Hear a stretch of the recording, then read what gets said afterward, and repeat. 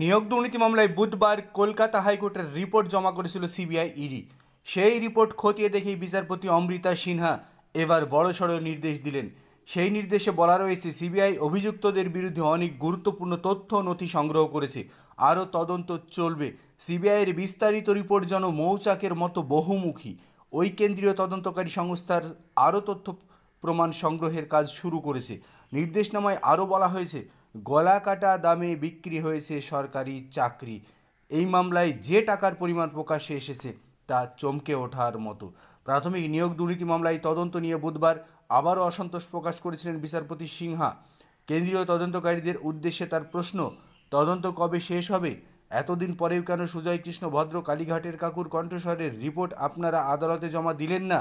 বৃহস্পতিবার প্রকাশিত নির্দেশনামায় বলা হয়েছে, চমকে ওঠার মতো টাকার পরিমাণ প্রকাশ্যে এসেছে। টাকা বিভিন্ন পর্যায়ে নানা হাত ঘুরেছে। এক হাত থেকে অন্য হাতে গিয়েছে, এক দপ্তর থেকে অন্য দপ্তরে গিয়েছে, এমনকি পড়শি রাজ্যেও দুর্নীতি হয়েছে বলে জানিয়েছেন সিবিআই। এবার সেই মামলায় আরও বড়সড় অ্যাকশন নিতে শুরু করলো সিবিআই।